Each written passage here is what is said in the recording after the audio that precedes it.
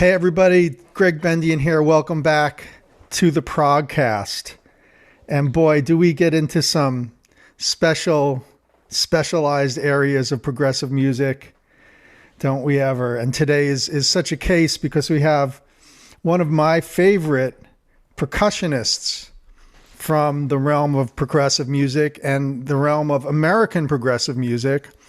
He is the original percussionist from the classic American prog band, Happy the Man.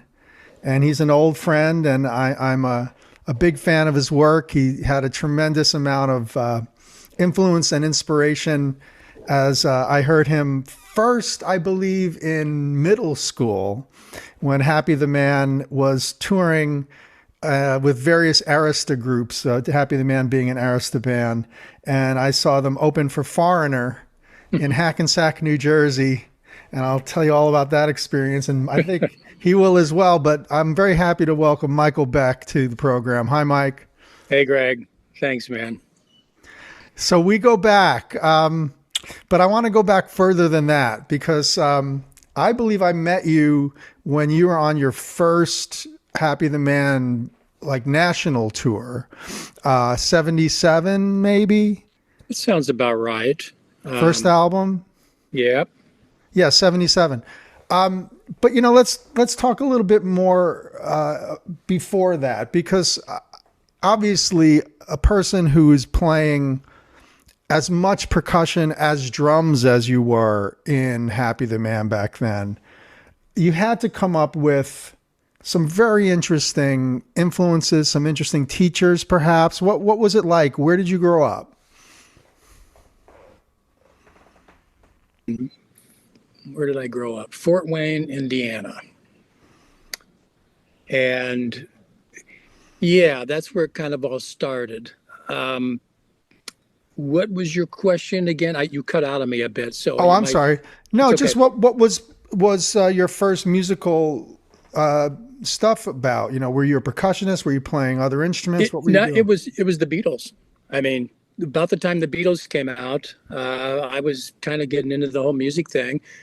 Had my little bongos with a couple of drumsticks, beating away on it, and then I bought a snare drum my parents gave me with a little cymbal attached, and that led to a drum kit. And about that time is when the Beatles were coming out with She Loves You, and we're hitting the States.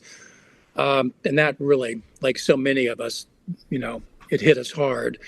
And it was like, wow. So I started getting in bands, and I was playing actually just a drum kit like anybody would. In fact, I wish I still had that drum kit. It was a real old, leady, 1950 something, big old bass drum. I mean, it was incredible thing. I don't anymore, but I ended up buying an Apollo drum kit. I remember that was decent, at the time. But that's what I played on. And we were doing Painted Black by the Stones and all the stuff at that time, So I was basically a drummer through all that. Got into various bands with various people. And as that progressed along, I got better and better bands and eventually started making 40, $50 for playing somewhere. And when that starts happening, you're kind of like, whoa, I'm actually making some money doing what I love to do here, I'm not thinking it could be a career, but for me, it was such a part of me that I think deep inside I knew that's really where I wanted to go. It was just kind of discovering that. So yeah, just playing with different bands. In Fort Wayne, Indiana, there was a band called Zelda. That was probably my first professional band that started playing places in sort of a semi-professional manner, being paid to do so, becoming popular, starting to win contests, starting to be recognized as a decent drummer in that city at that time. And you know how it goes. I mean, same for you, but things just progress from there. You either dive in and go and ride the wave, or you back out and go back to school and do whatever you think you're going to do. But once that happened to me, I knew that's who I was and what I wanted to do and what made me the happiest and gave me the most incredible, feelings about everything. So I just kept developing it, eventually it turned into more percussion, but that's kind of a lengthy discussion, probably how that worked out. Yeah, I think I had a similar experience where, it starts with drums, Yes. but when did you notice all the other cool stuff that you could hit? And did you see other people doing it? I mean, what was your awareness of the world of percussion? At that point, I didn't see a lot of people doing it unless you were a percussionist. And most percussionists back then, at least as I remember, were either in the orchestra, trained doing, all that stuff, or they were maybe a conga player with a couple wood blocks and a cowbell, that kind of thing. So I didn't really see the combination of the two put together at that point very often. Airto wasn't even around quite yet. If he was, then he just wasn't quite known enough that I would have locked into him. Ralph McDonald was another one back then. There were several, but most of them were just kind of, you know what I mean? Probably doing sessions and that kind of work, but didn't have the big name yet. So I think I realized it was a combination of a couple things. I was a good drummer, but I was never going to be an incredible Steve Gadd or a bunch of names you could name. I've always prided myself, especially in Happy the Man, that no matter what we came up with, I could find what I wanted to do on the drum kit and make that happen. I just had to work at it and really nail it down and break it down. It would take the time and persistence and the caring to do that. So drums for me became that structured thing in a song that they're presenting where they needed to be. But I kept hearing other things. I kept hearing different kinds of sounds other than just a drum kit. Because to me, the drum kit became a little stifling. Boom and chicka boom, and then you could do all these incredible different things. But it lacked color and landscaping and emotional qualities that percussion can give you that a drum kit also can give you, but percussion gives you way more because of the delicacy of the sounds, the little bells you can ring, clear up the gongs banging, and everything in between. So for some reason, my head just went more towards coloring, landscaping, thinking of myself as sort of an orchestral player and composing that way. Whatever came at me, I would go with the drum kit first, but then I would hear other stuff, maybe, some cowbells or timbre blocks or any number of things. And that's kind of how it started. So I started adding in things to my drum kit like that, worked out. And, back then we're doing cover stuff, some originals. So most of the cover already had prescripted drum parts that were there as you're copying. And that's part of learning by copying that kind of stuff and getting where you can do that well. And eventually, I just kept floating with that and adding on. Is this high school age? This is probably, this is high school. Because after I graduated from high school, which would have been 1970, a few years later when we were toying around with the Happy the Man thing in Harrisonburg, Virginia. So Rick Kennel, the bass player for Happy the Man, and I were good friends and played in a lot of the bands I've been talking about, along with Cliff Fortney, who was in Happy the Man early on as a singer and flutist and all that. We ended up moving to Harrisonburg, Virginia. That's when Happy the Man formed, and everything started from there. So everything I did up to that point was probably getting ready for Happy the Man, because the music I'd done before that would have been cover material and some originals, but nothing to really shake a fist at, Once we got with Happy the Man and started doing the sound that we created, I mean, holy crap. There's sounds and flowings and emotions and stuff coming at you that you're not going to go boom, boom, boom, boom through the whole thing. It just doesn't call for that. So unless I'm going to play those parts and just sit there and, then I heard more, way more. So if it was two rocks I had to click together, if it was dropping a plate, there's so many sounds out there that my head just opened to those, and I would try to score them in where I heard them to be. I'm so happy that we're able to do this, because I don't really know that any of the Happy the Man members have done an extensive interview, and there's such a cult following to the band that's only grown over the years as an important American original really unique kind of fusion of many different styles that we end up calling progressive or prog, whatever. Yeah. But maybe you can tell us, you mentioned that you and Rick are together. How do we get in to the point where now there's Kit Watkins and there's Stanley Whitaker and there's Frank Wyatt and there's Cliff Fortney and the whole thing? How does it come together if you guys are in Indiana? Well, at the best of my memory, Rick and I moved out, drove a van out with all the equipment we had, met Stanley and Frank at that point in their dorm room. Now, how did you know about them? How did they know about you? That was stories that had kind of been written about, that Rick met Stanley overseas when they were both, when Rick was in the Army and Stanley's father was stationed, and so they met up that way, created a little kind of a cool vibe about the kind of music they liked. Hey, we should get together and do something. Well, lo and behold, when Stanley came back to the States and Rick came back, they got a hold of each other. Okay. So it was like, and we're at a young age, serious about playing our music. And it was like, why don't you move out here? Okay. I mean, boom. So we just did it, set up in the dorm room first, and then set up in the basement of the dorm room. The big dorm. What school? Harrisonburg, Virginia, which would have been, what was the name of that school? I can't even remember. It was a college in Harrisonburg, Virginia. Okay. David Bach was the keyboard player at that point. David's gone on to be a great jazz guy, playing his own thing he does. I still stay in contact with him.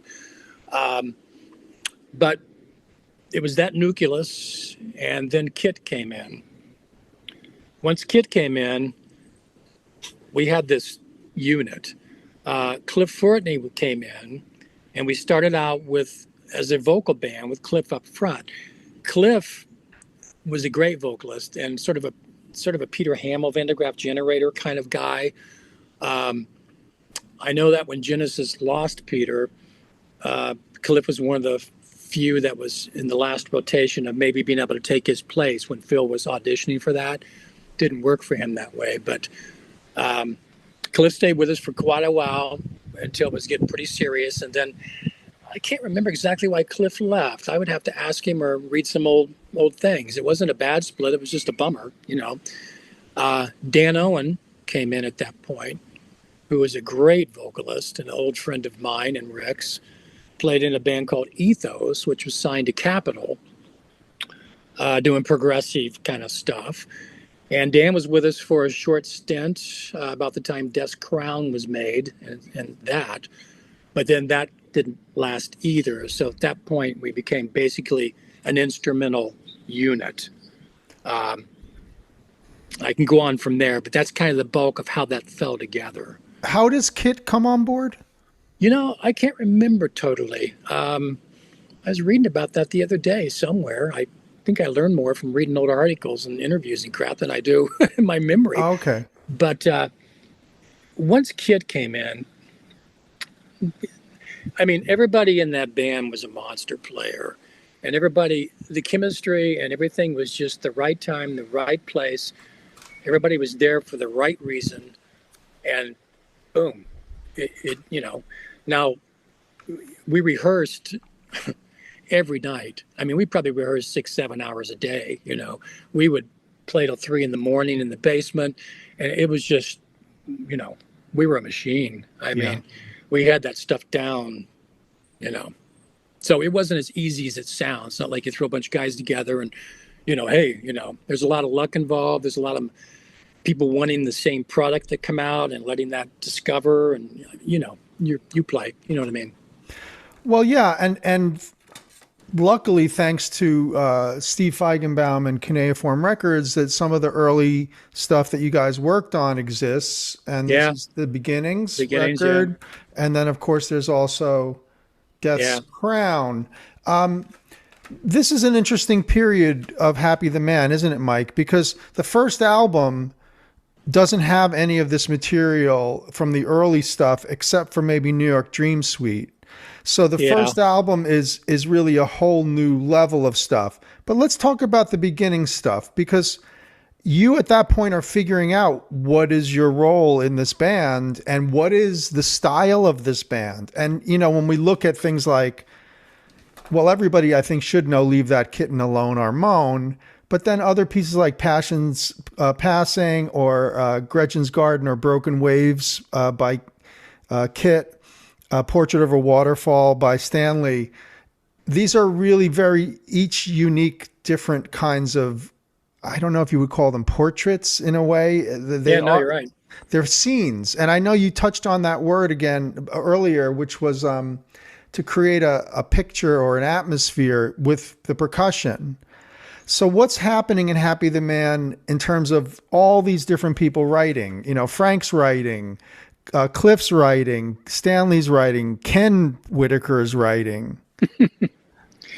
Well, it's basically finding out who we are and what kind of product is it to come out from what we're doing. I mean, every band goes through that, especially when you have different writers. If you're working for Frank Zappa, I mean, it's a given. It's his material. You're a sideman. You're paid to do what he lays out in front of you, and you better do it correctly and right on the money. So be it. But with Happy the Man, it was writers, but from the very beginning to the very end, we had the freedom individually on each person's instrument to do exactly what we wanted with that. Now, there were suggestions, and I love that, or not sure about that, or whatever, but rarely ever do I remember being contested on something I was doing, like, oh, God, that, you know, there wasn't any of that. It was just, you do what you do. We're formulating what we feel and what is happening and where this is going, and taking tune by tune and writer by writer and just scoring it. So for me, it was beautiful because with all the percussion and the different thing I had developing within my own self, I was a percussion orchestral guy. And the more I collected, from big bass drums to gongs to timpani to chimes to everything you could imagine, right down to pizza pans to toys, old collectibles, spin wheels. I mean, I was just into sound. And when we would do a piece, Passion's Passing or whatever it might be, I just developed my skill, I guess, to listen to what was presented to me by Frank or Kit or whoever wrote it and score what I wanted, how I heard it. And that's what we did. And those guys would do the same thing. And whether it was lucky or whatever you want to call it, it all fell in that pot. And then we worked our asses off to make that real and tight. And we had a bond, not only as friends, but as musicians, and a respect for each other. So everything was on that turntable that made that happen. Yeah. So, it's not easy. I mean, you've been in bands. I mean, you know how much work it is, and what you got to go through, and personalities. Oh yeah, everything. It's so interesting to me too, though, that Happy the Man, pretty much through the entire time you're there and even a little bit past, there's a mellow side. And My favorite. Really, and that's your favorite, right? Because the stuff that's tricky and rocky and funky is amazing, but I think it really sets the group apart. That the first album opens with Starborn and it's a ballad, and then you get to the big rocker and blow people's minds in a different way. But I do think that this is where some of your special talents come in terms of texture, color, soundscaping, setting up an atmosphere. Can you talk a little bit about that and maybe start by showing us a picture of one of your setups there? Well, Greg, you're absolutely right. It took me a while to figure out. Ken Scott would say stuff. I think, did you read Ken Scott's book? Yeah. Yeah, he mentions me in there, and yeah. I forget how he words it, but something. I don't think Mike's as much of a drummer as he is a percussionist, And I started hearing things like that, and it wasn't a slam on my drumming. It was just a uplift for my percussion. Sure. And the way you just put it was exactly how I would put it. Yeah. I can do drums, and I can do, like we talked earlier, I can lay down what needs to be put somewhere, but I'm not going to go off into a Rod Morgenstein or, all these guys that are just monster chopped out guys. They're going to do fills that are just incredible. and all that. I follow more where it's at, you know, and I like to do counter rhythms, and I like to do very different approaches with it. More simplisticness, but I like it to be simplistic that you don't notice that it's difficult, maybe. So if you try to break down maybe some of the stuff, and I'm not bragging, I'm just the way it was, that I did on that first album, for instance, you know, the Happy the Man one, there's a lot of stuff going on, but I've had guys tell me, they go, well, what are you doing there? I can't figure out what that is, you know. So it's difficult in the sense of that, but it's so hidden down in and flows so well with what is there, it shouldn't be jumping out. That's why, you know? I think of you as being a pre-Neil Peart composing parts for your pieces, and they are parts, and you have to work them out, having had to play them myself. You do. Yeah, you do. You know, I know that you've got like a hi-hat thing going, and then you've got a cross rhythm on the bell, and then you've got something going on with the side stick, and these are worked out parts that require a good amount of coordination, but also point out different cross rhythms in the band's composition. You're covering a lot of people. You're covering people's different parts. You're riding that. But you're not going, here I am, check this out. Did you catch that, Phil? Whoa, hey. Yeah, that's not how I play. Mm-hmm. I'm not, some of the players these days on YouTube that are just the most monstrous, unbelievable, flashed out. How did he do that? That's the fastest thing I've ever seen. Is cool. But for 30 seconds of that, and your jaw drops. But how do they perform with a unit in a band and make that work? I mean, if it's all about you, that's not how a band works. A band is a unit where everybody works together and complements everybody else. I'm making them sound better. They're making me sound better. When you do that, you'll jump out somewhere, but it won't because you got to do it or, hey, look at me. It's because it just happens, because the whole thing works so smoothly. And Happy the Man to me was just as smooth as oil. I mean, they just went from one time signature to this, to that, to a beautiful lull part. Just magnificently, because everybody listened, had big ears, had big eyes, had big emotions, had big heart, had lots of soul, lots of respect, and cared only about, you know, am I going to get my guitar solo in? Well, no. If it fits in there and you want it there, okay, but it all has to flow. And the other thing about Happy the Man that made it easier for me as a percussionist is we weren't really a jam band. Everything we did was worked out just like an orchestra would do. Mm-hmm. Not there weren't moments where you could do little different things, especially my territory with little things I might do, but still, we knew right where we were going, what we were doing. We knew we had to come down to just a little bell ringing and go back up. This is why I say you guys were clearly coming out of, yes, Genesis and Gentle Giant. We were. Maybe Crimson a little bit, which I want to talk with you about. It was Crimson. I mean, there were lots of bands, especially Stanley. Stanley listened to a lot of European bands, Hatfield in the North, and I mean, on and on and on. You know, there's just a bunch of them. I could name them forever. Yeah. We listened to all that stuff, and even like Weather Report, you know, American bands, Zappa. But that's where we were at. Oh, you want to see a picture, didn't you? Yeah. This is me and my kit. It's the front of it. Is that showing? Yes. Can you speak a little bit about it? It's a front shot. My kit was the width of that, but it also went back probably about 25 feet. I had scaffolding that was over the top of me. Right. In the back, I had two rooms. That was the front room that you saw there with the drum kit. And obviously stuff all around me hanging and all that. As I would swivel left on my chair, there would be, well, actually, I do have a creepy picture of kind of what that was. Is that showing? Yeah. So let me talk about it a little bit.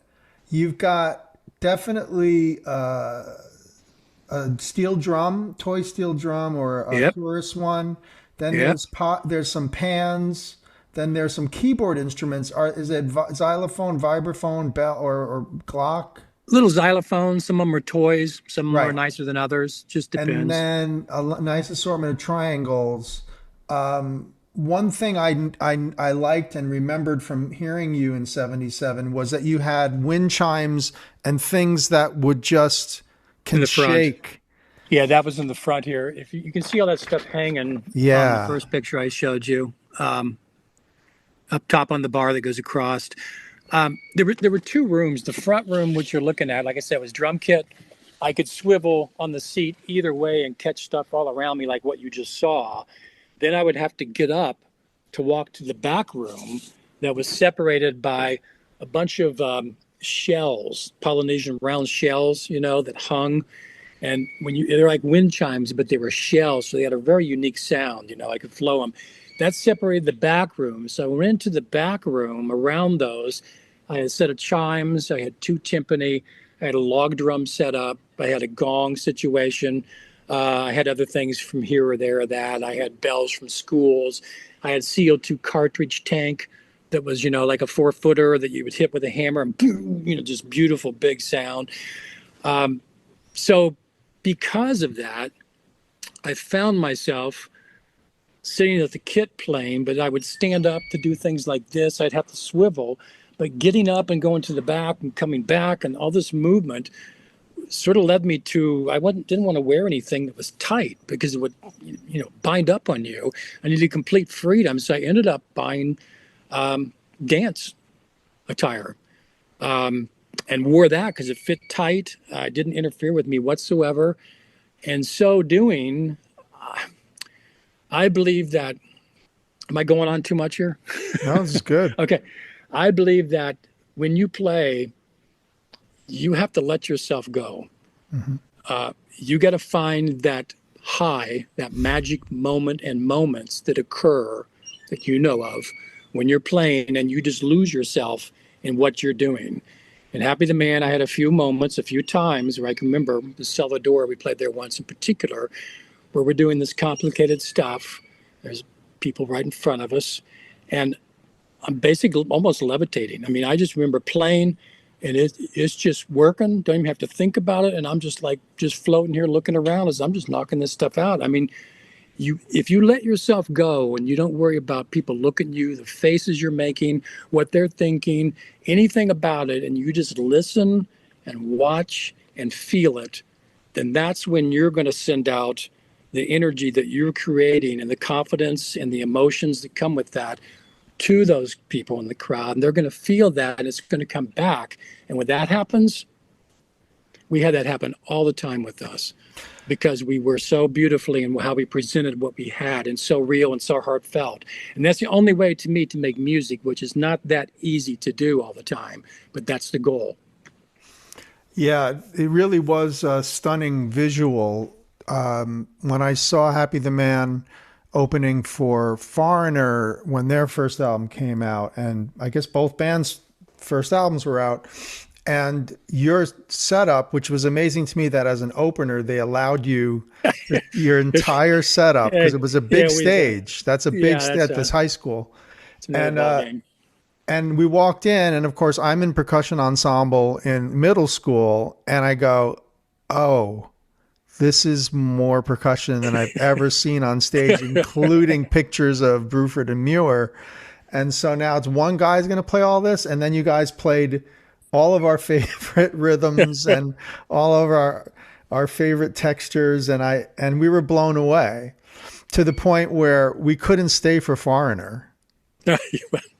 Yeah. You guys had just filled us up. But yes, and also I wanted to say the way you presented with the leotard and with the way you moved, it was very much a visual focal point for the band. And when you have instrumental music, this comes up a lot on the show. How do you present instrumental music and keep people's attention? Exactly. And I remember you had little moves, and you had like a balloon thing that you did on Mr. Mirrors, and all of these really cool things that you did, plus constantly changing textures, or you're moving to the back now and there's going to be temps. So everybody else, I mean, there's stuff going on in the keyboard department between Frank and Kit doing flutes and keyboards. But apart from that, you were like the focal point. And there's a lot to say for that when we're now in the end of prog, by the way. When we're late 70s, it's fading off, right? I know. Happy the Man's going to get one more record, and that's it. But at that time, you were solving the problem of how to get people's attention to listen to instrumental music, and Happy the Man's variety as well was a big thing, because it was never the same thing over and over again. And yeah, thank you. And I mean, and I carry that with me. I ever have since. That's how my head works. If I play in a duo or something where I live here, I'm the first one to say, well, it can't all just sound like that. We have to change textures. You got to let's do this, and that. And I mean, it amazes me how many musicians don't think that way. They just, the word dynamics. I mean, you know how many bands you see that don't utilize dynamics? Yeah, I mean, that's huge. That's just one thing out of how many things that you can do to make what you're presenting just a beautiful moment for the listener, and a lot of the stuff I used in percussion, it was like you said. I mean, I had a Jocko, my monkey, that was up on a stool and had cymbals that, you turn him on and he'd do this. And so there were moments of comic relief and different things that I could use, but it was all building memories. People would leave the show and, did you see that? What was that? What was over there? How did you do that? A tube? What, So yes, it all adds. But to me, it was also the sound that I wanted there. I heard that sound. And it took me a while sometimes to find that sound. You hear it in your head. It's not a drum kit, but you want something there. And eventually I got that nailed down where I could pretty well find it pretty easily. But part of that was me collecting all this percussion. I would have a room full to walk into and go, oh, let's see.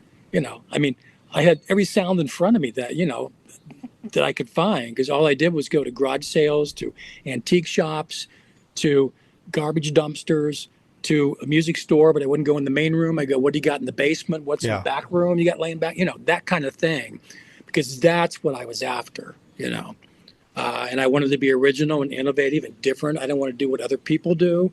I don't want to be, everybody hitting the cowbell, well, if the cowbell needs to be there, okay. But well, you had interesting things like crashes that were really kind of trashy, or things that were just, accent with a real strong bell rather than accent with a china or something. But, and then sizzle ride and things that, a lot of that.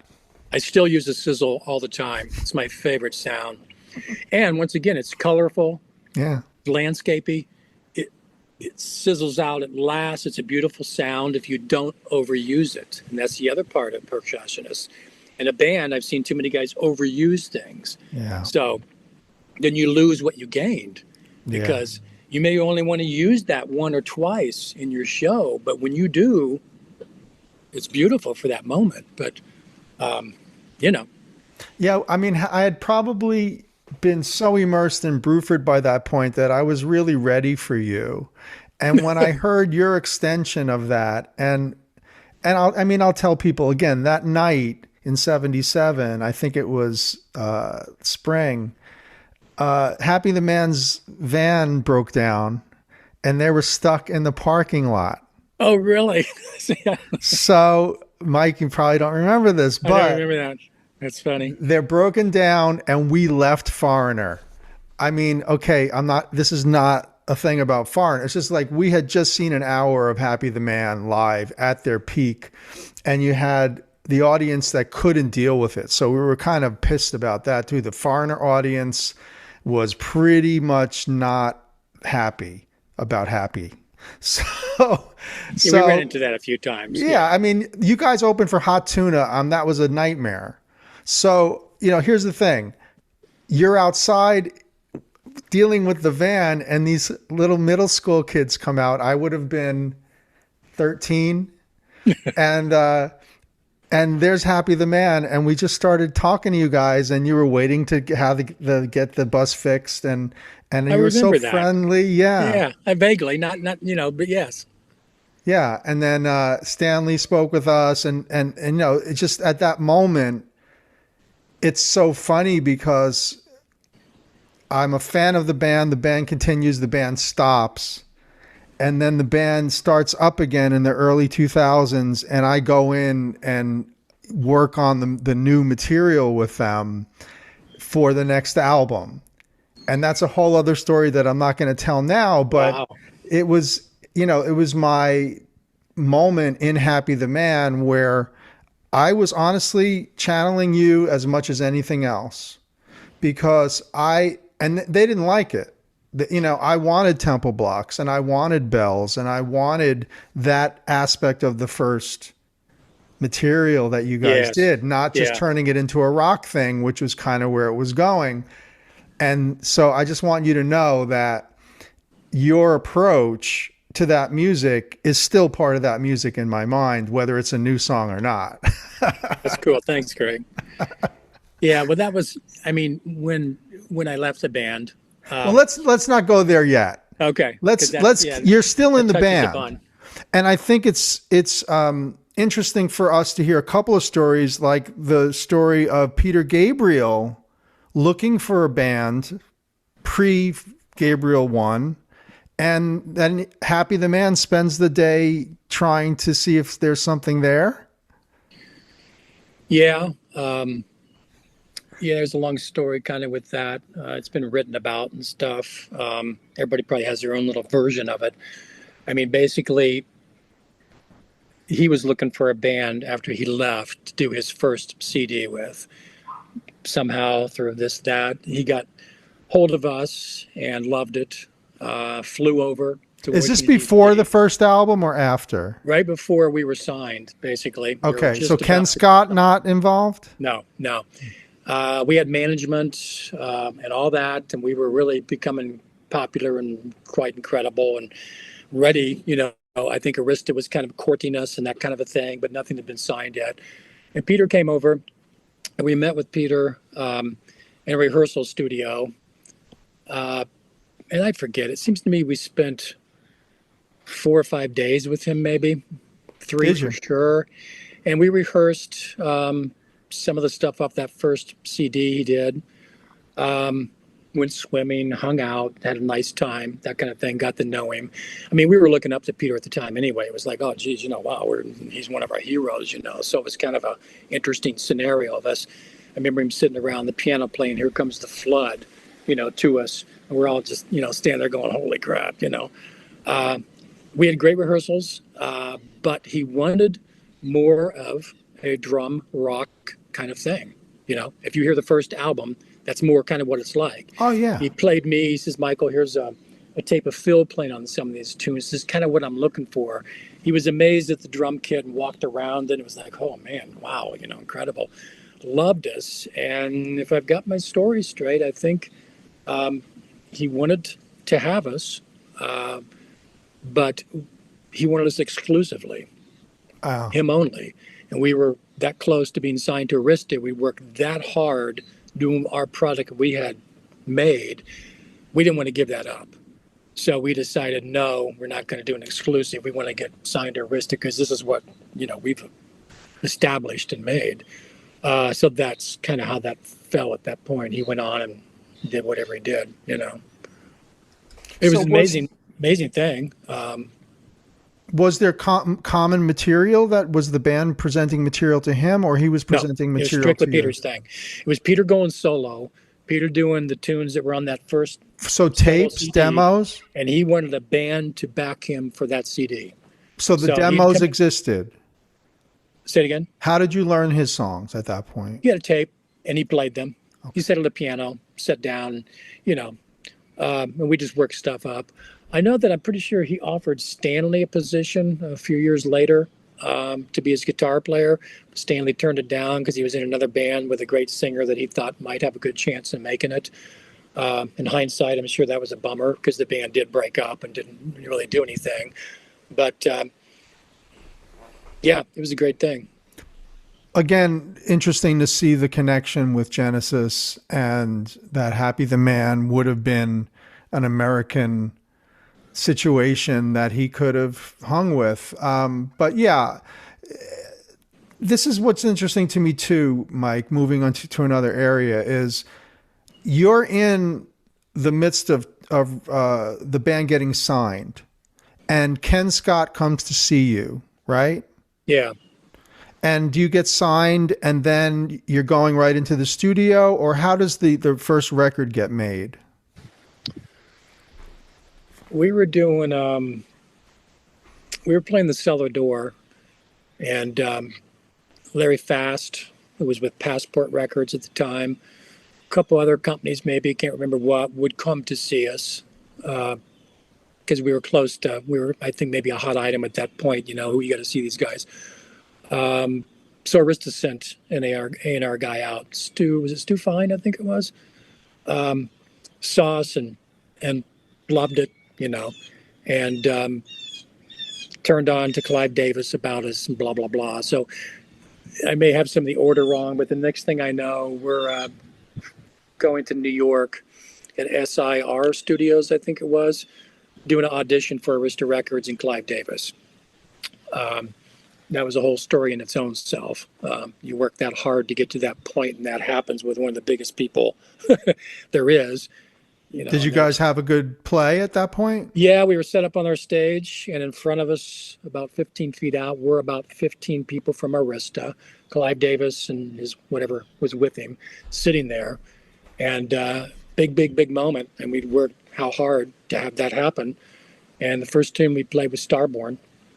And I remember I had a little toy xylophone that's set beside me that I started the tune with. I go, zing, with that thing. My hand was shaking. I mean, it was a pretty tense moment. And we start that tune, and we play the entire tune well, because there's no way we couldn't have. I mean, we were that, nothing.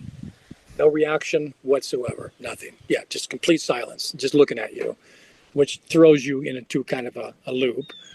So we count off the next tune, which I don't remember what it was. Same thing happens again. So we play a third tune to my memory. Don't remember what that was. We got done, and they all stood up with like an ovation, and I was like, okay, cool. And somebody said, why don't you come in the other room? Clive wants to talk with all of you. So we walk in the back room. It seems like we're there for a good 20 minutes to a half an hour talking with Clive about the music and everything. And I think I finally asked, well, are we signed? I mean, nothing. He says, yes, you are. He says, I think he didn't really quite understand what we were doing. It wasn't really his niche, but he understood from other people, and probably what he saw, it was a pretty amazing situation.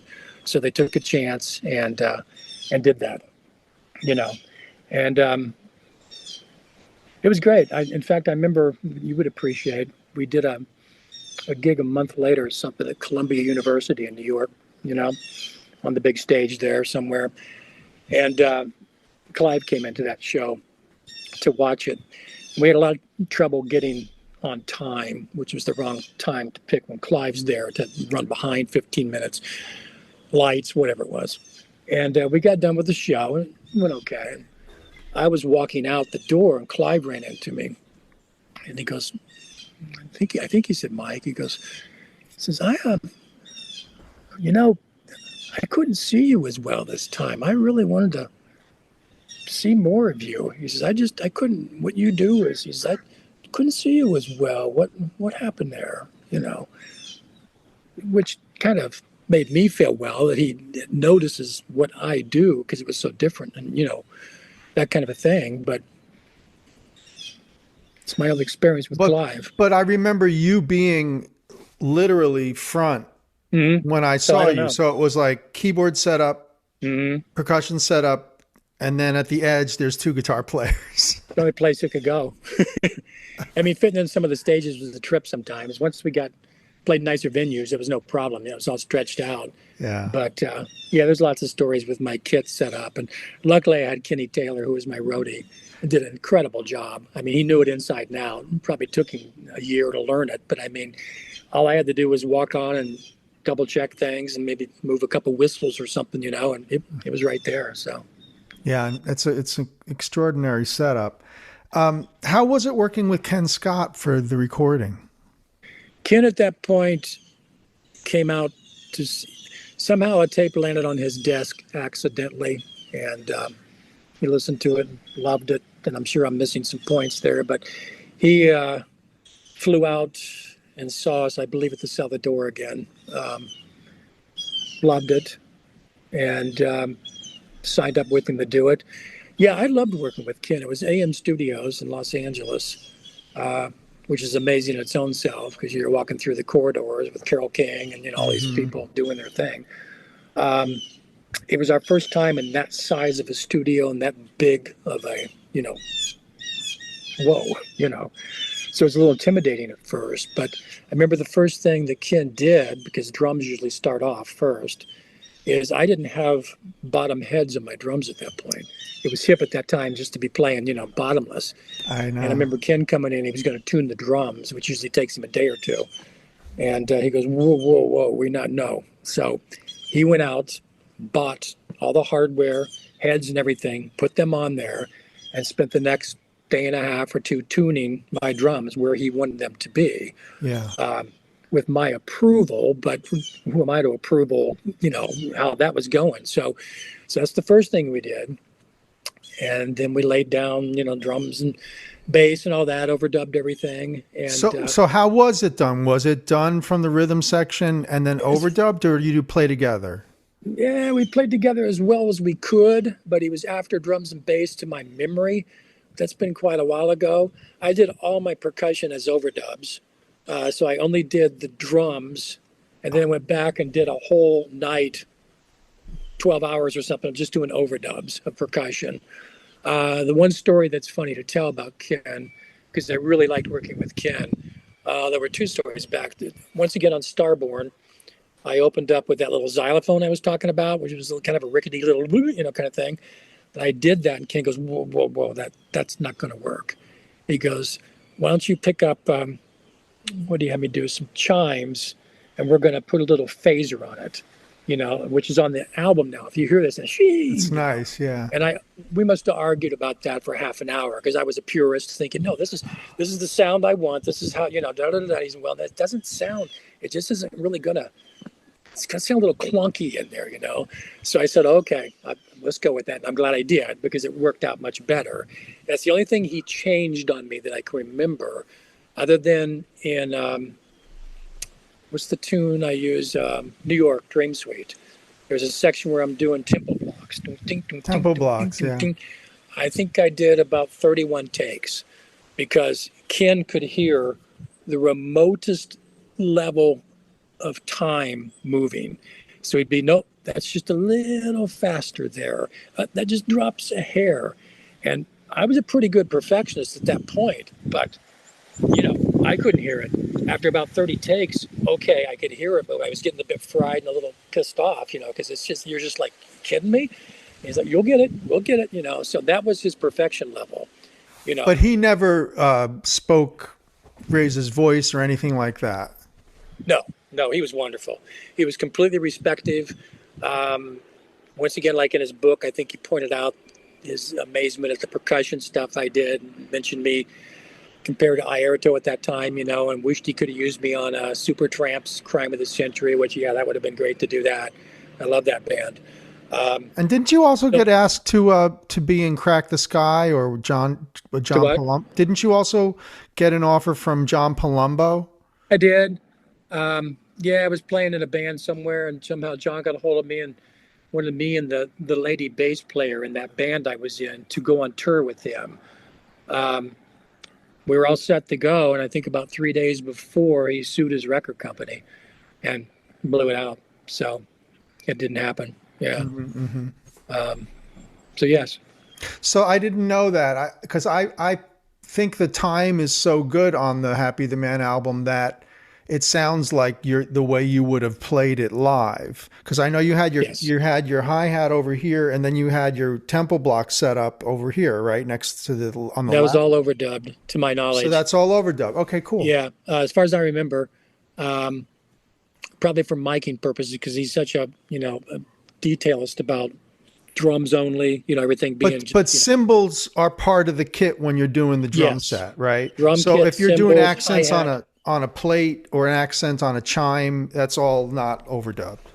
No, the only thing that I remember probably wasn't overdubbed was, I can't remember which tune I used it on. I had a pizza plate that had been drilled out that I used Like you Yeah. would use the cymbal, it was like a ding, ding, ding, that would have been built in the kit. So anything like that was metal or whatever would have been in that kit's drum thing. But everything else would have been gone back and overdubbed. Um, and that was a fun session because I remember him and Ed Thacker, the engineer, from the window watching, and they were, well, what do you hear, Mike? And I go, well, I have this here. Okay. And you could just see I'm kind of laughing, what I mean? Just like, whoa, what is, because I use spoons, and I mean, all Yeah. kinds of crazy stuff. And they were just like, it was really nice. It was complimentary. It was hard work, but all of us knew our parts so well. Like I said earlier, everything was worked out pretty much to the T. It was just a matter of like being in an orchestra. You did your drum part, you did your tempo block part, you did your chime part, you did everything else. When I did all the floaty stuff, like the little twirl wheels, bird Hmm. sounds, anything you hear that's kind of a fluttery kind of thing, Hmm. that was ambient mics with all this gear set up around me as they'd play me the part, this would come in, this would come in, that would happen, chimes, and they would take it, and usually we get it on the first or second try, and then they go, what's next? I go, move to this part, there's a log drum, there's a bell, there's this thing, we would do that, move on, next tune. I think everyone should take a moment to go listen to the recording of New York Dream Suite It's because cool. that is just the one where It it's is. such a blowout and it's such a range of emotions and textures and Mike's It percussion, is. his orchestration of the kit and the percussion and the textures and how it fits compositionally with Frank Wyatt's parallel Oh, movement and yeah. all of his wildness. By the way, so sorry to hear about Frank. Yeah, I know. Yeah, it's a shame. Yep, he fought it for a long time, but it caught up with him, and that was the end of that. He got to do his CD, though, um, that we all played on, little bits and pieces. What is it Ziegelist? called? Ziegelist, is it? Or I'm probably pronouncing that incorrectly. Um, yeah, used I think all the Happy the Man people that had been in that pretty much. I don't think Coco was on it, I remember, but I think I did a piece or two, did some percussion on it. So it was kind of nice. Is Yeah. Coco still alive? Yes, out in California somewhere, but I don't really talk with Coco, not for any reason. We just, never stayed in contact with each other. Now, Ron Riddle and I do all the time. We even do Yeah. stuff together. Yeah, he lives near me, back and forth from up north to Tampa. Oh, yeah. So he's in Tampa now. Oh, Yeah. wow. So we'll Okay. get together and do stuff. But Do you ever hear Coco, from Kit or Stan? Kit's pretty exclusive on his own, kind of stays to himself. I talked to Kit via text about a month ago, maybe. Hey, how you doing? Right. Blah, blah, blah, blah. But, a few words. Yeah. Once again, no problems, just, Well, years ago. everybody goes on with life, you know. But, you know, the band is considered an American classic and for good reason. And you guys did it your own way. I wanted to ask you about the material that starts being developed for the second album while you're still in the band. Because I happen to know, because I That's have where this you kind of fell in. memory where I came Yes. in, where you were already playing in this set, It Be It Is, and I forgot to push it. Did they play you those parts? No, I'm saying I saw you Oh, yes. I playing did live. material that Yeah. ends up on Crafty Hands. You were I had playing those. I had everything worked out on that Yeah. second album. Yeah. Um, my only disappointment, or what I wish I could have done, would have been Death's Crown. Did you ever see us do Death's Crown? No. It was, to me, it was the real masterpiece. What they did on Crafty Hands was Ron playing drums, and it became more of a drum Oh, oriented yeah. tune. Mine was orchestrated with, Open book, you mean? yeah, there's live tapes that lay it out pretty well. There's a tape live of us live at Baltimore that I think is running on the Well, I think web, and it has. this has a really good version of Death's Crown. Am I on that? Yeah. Yeah, okay. It's from Then, the yeah, band house. then that would be, yeah. It's as it was, and I really like it's more orchestrated and more like the old Happy the Man versus more of kind of the drum thing. And that's too. Maybe I'm jumping the gun, but when I did get out of the band, Stanley was writing some more of the material that's more Stanley rock oriented, like Stumpy, Knee Bit Nymphs. So they were calling for more of a aggressive drummer, hence the different people being called in to see who would work. And that's why, yeah, that's why probably the percussion end of it at that point, they're probably thinking, we've maybe had enough of that. Michael did his thing. We'd rather have just somebody kicking ass on that. We all make these choices for different reasons. Who knows why some of them are made, but I know why I made my choices, because of what you had done really was, to me, the essence of the rhythm section of Happy the Man, the engine with the bass. And the bass is very much a support role. It's really not featured, but it does support what you're doing, because you can't have crazy bass player and Michael Beck. Well, no. I suppose you could. It was just it changed how things would have been. Yeah, but it was a perfect once blend. Again, that's the working together. That's a Rick, not,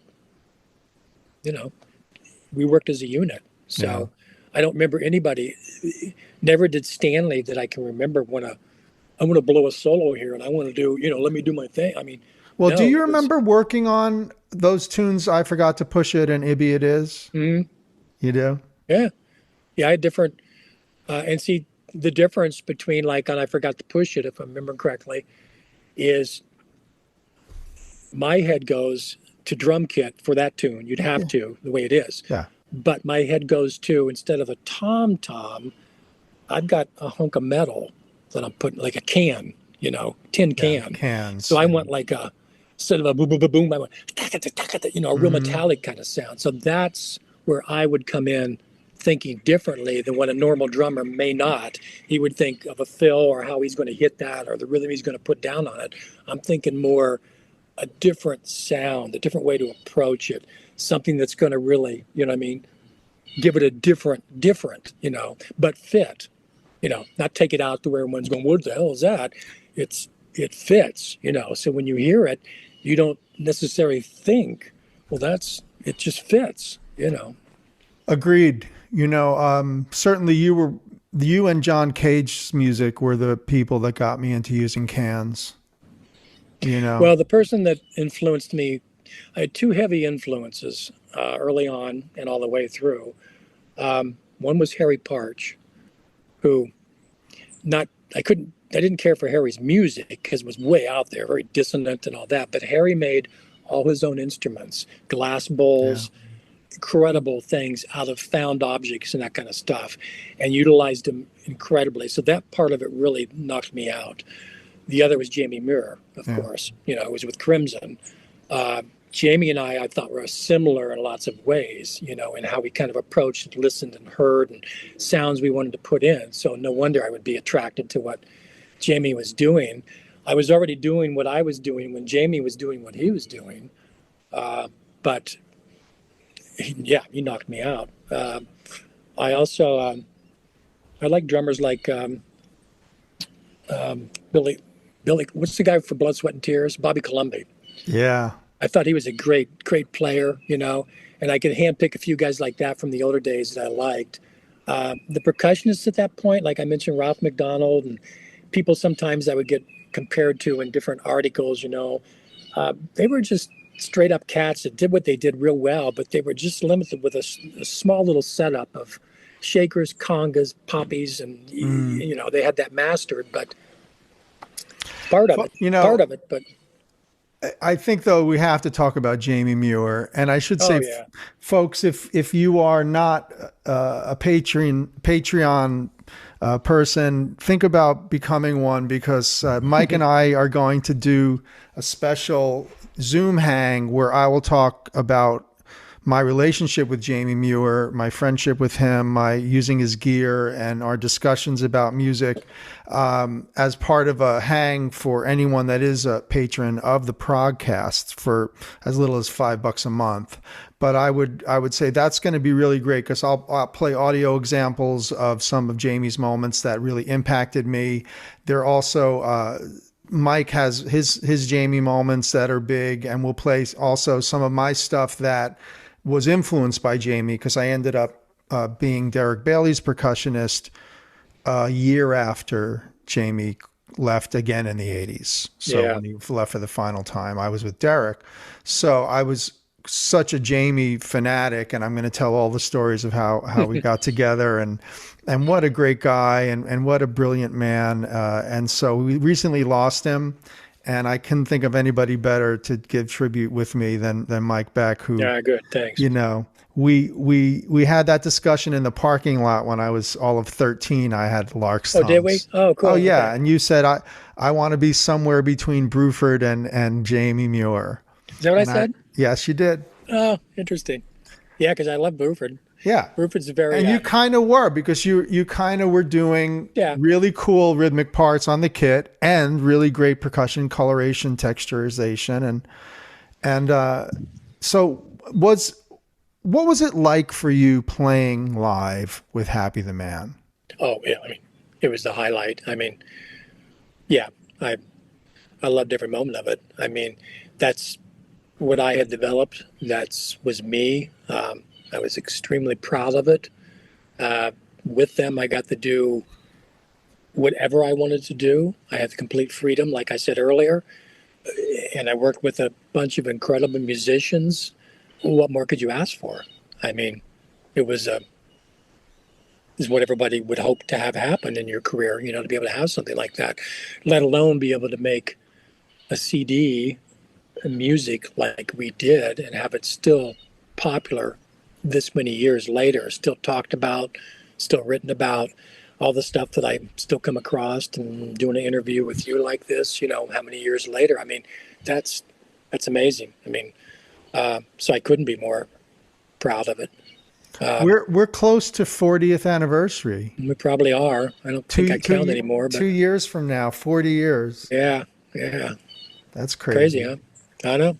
So the thing though is that it does really hold up, Mike, and had a big influence on how I played Richard Leo Johnson's music when I did the Charlie Shoe record. It was all found objects, and it was all, I didn't have any gear. I went with my stick bag and mallets, and I just found stuff at garbage dumps and these trash See, piles.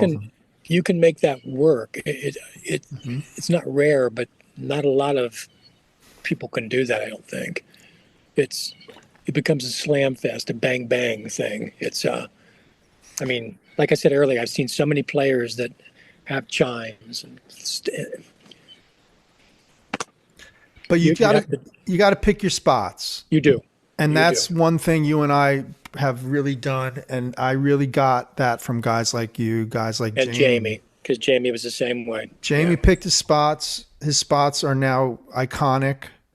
I'm working, if I haven't announced this much, but I'm working on the Lark's Tongues and Aspics scorebook along with Trey Gunn and his team of transcriptionists. And I'm in there trying to help figure out what Jamie was playing and what instrument he's hitting and what thing it is. And it's I'm not not sure always how you very can easy, score but that. Yeah, having played Jamie's gear in London that week in '88, it's a good guess half of the time, and I can imagine what the instrument is in the intro to Exiles. So I'm useful. So it's very nice to be useful for this classic material, and also to just to celebrate Happy the Man a little bit, Mike, because that's a record that never got old, and no, there's not another American prog rock record like it. I don't think so. Not that orchestrated, not that. And and the thing about it is we could do that live and do it equally as well as what's on the album. I Did you mean, do the live, did the vocal songs live? yeah, yeah. The vocals were Stanley wasn't really a singer at that point. He was the only one in the group that really could sing. I mean, if anything, halfway decent. Clive wanted a couple of vocals. Was pushing for that because I don't think he trusted that an instrumental album would do as well. And he's Whitney, I mean, he's a vocal person anyway. So he was the one that pushed for that. So I think we They're had cool those. tunes. The vocal Yeah, they're great tunes tunes. are Stanley's really vocal cool. always gets, slashed down on those. He was still learning at that point. He's actually a really good vocalist now. Like, Oh he's yeah, a but the great. Wyatt composition on Time, Oh I yeah. mean, Oh yeah. wow. I know. Yeah, it's killer. Um, All right, I'm going to Everything say was. it because it's one of my favorite titles of all time. The full title I'm referring to, and listen to the first Happy the Man album, and it is On Time as a Helix of Precious Laughs. Yeah, we always came up with wacky stuff. I like it. Uh huh. I don't know what he wants from me, but I like it. Frank, yeah, he was. I mean, Frank was Frank. a incredible composer. Really, Um, I think he is. He's unique in prog and he's unique in American music. Frank Wyatt, yeah, a saxophonist, but a keyboardist who's using the keyboard to orchestrate these bigger ideas. And what yeah. an unusual harmonic sense of movement and obviously a lot of suspended Oh, chords, oh, yeah. but just such a great vision of what a whole piece would be with two or three themes. See, And that's what you had in the band. You had Rick on bass, who was just solid, nothing fancy, but always right there. You know, you had me doing what I do, with the drums and the percussion, orchestrating all that. Stanley wrote more of the rock type stuff, Stumpy, that kind of thing. Kit was very ambient, also used amazing chordings and that kind of thing too. His stuff that he's done over the last few years is that way, very ambient, very, ambient. very heady. Then you got Frank doing a similar kind of thing, but when you put the two of them or the three of them in any of those combinations together, which is commonly how they would write, you got a blending of that. So normally you would have maybe Frank and Kit working on something, or Frank and Stanley, and they'd bring in the third one, or Stanley would have a piece pretty well done. Those guys would come in, they would get it kind of in a grouping, they would bring it in to Rick and I. Rick maybe before me, or we'd be there kind of in the process, all just kind of listening and dinking and messing.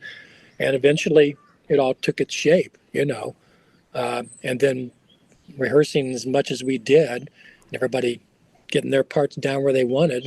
I mean, and playing it for how many times each tune, just, you know, it's an interesting period too, because bands were living together and creating together. they So you were, had Gentle Giant to a certain degree were in each other's houses, and then you had yep. Genesis were getting places and living there and writing, and there's something to be said for that communal music making. Yeah, you kind of lived and breathed it. Nothing else mattered. Everybody had some stupid part-time job at a hospital or whatever it might be, just to kind of make some money. I mean, I remember even living in a tent in the backyard of the rehearsal place, just to save money, and did nothing but buy instruments and stuff that I could find, because that's all we did. That was it, you know. And that's the only way you're going to get that incredible, if you're lucky with a bunch of other things like we talked.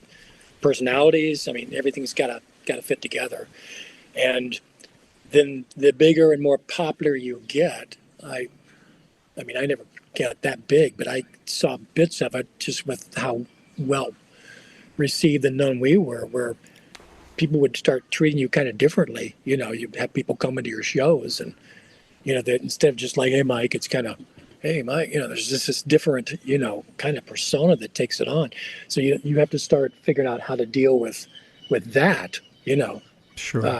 and not have an ego come in, and not all of a sudden thinking you're better than the other guy. Since I got a lot of the publicity live, because there was a lot of that to watch, I had to fight with that sometimes, because it's just a lot of egos you have to work out and make work. And we did a pretty good job of doing that clear up until kind of the end. What was really the breaking point for you? Why did you leave? Um,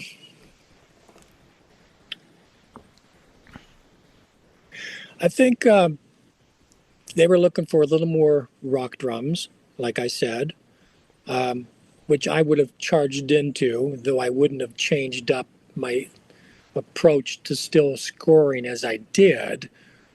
And I think, as silly as it sounds, in those days, I was always insistent on going home for Christmas and seeing the family and that being a part.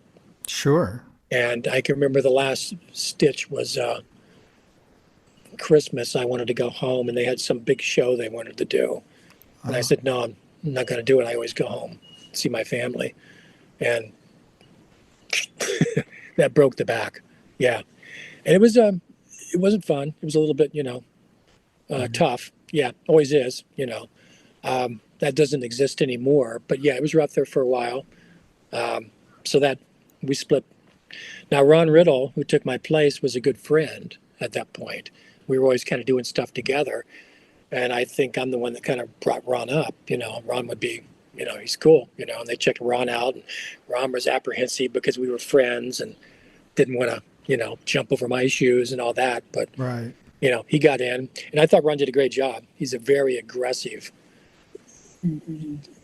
different drummer. He approaches things really different. Yeah, I like how he approaches it. But I know, by the way, since I have this kind of audio memory, I heard Nozuri played by you, and I knew that when Ron was playing it, he had definitely copped all of your hi-hat right hand things. I suppose. That's a compliment.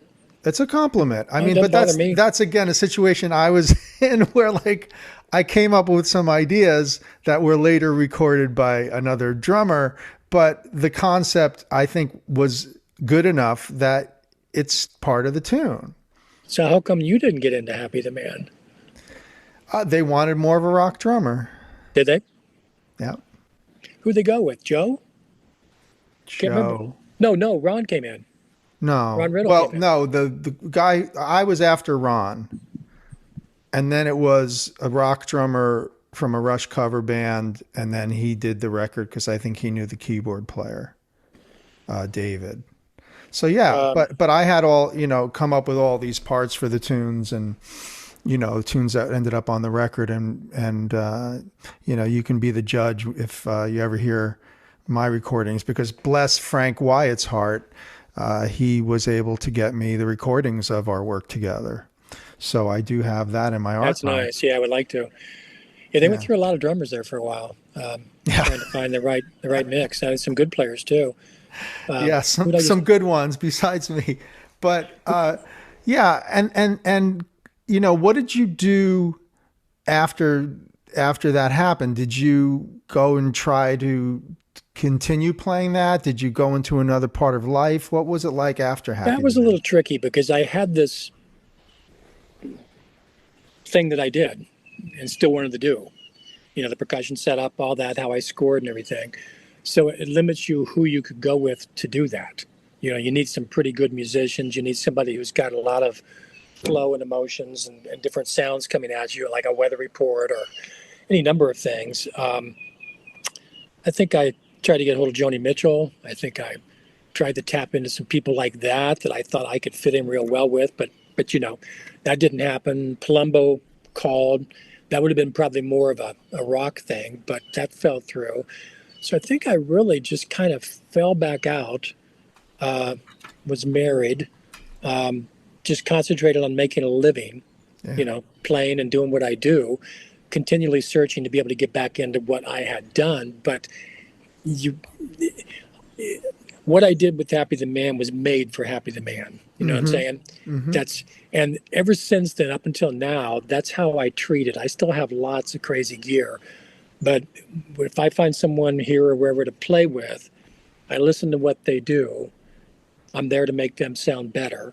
And whatever I'm going to use to do that depends on what they're throwing at me. So if I'm just doing a cajon drum with the setup of hands, so be it. If I got to bring in bells on certain things for that, so be it. If I need to add, timbales or whatever it is, a drum kit, it's just what they need. So I usually work with somebody and then I think about what else can be brought in to make it better and to make it nice, more orchestrated or whatever, that's how my mind works.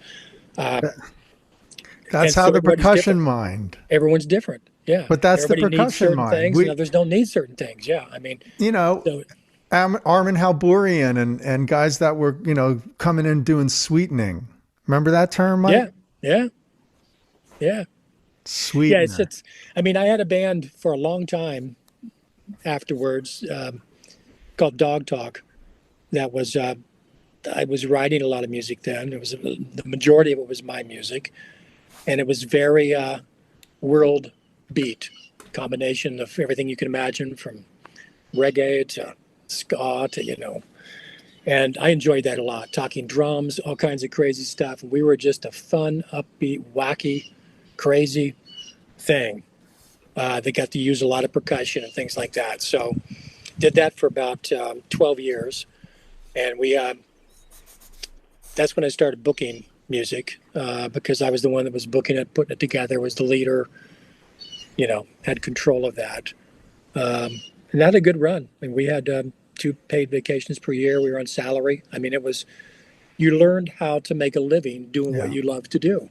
And that's a whole nother discussion of, what do you do when something incredible you're in is no longer? Is that it? Or do you want to do what you still love to do, and you somehow figure out how to make a living doing that? You figure out, you did what I do, which is revenue streams. Revenue streams. It's these different projects bring this in and enables this to happen, and that enables that to happen, and they're all going. Exactly. Yeah. There are things to fall back on and all that. And then, I mean, of course, I mean, my wife, Annie, I mean, that was being married to her for 37 years now. I mean, you got it. I mean, the support of that, and she's a peach, and her behind me, and going with the ups and downs and sacrificing and all the stuff that comes with it, I guess. I mean, I couldn't be more thankful for that. And, that helped me amazingly. So that's a big part of it too. But it's drive, persistence, and doing what you love. And do you have a son that's a drummer? I do.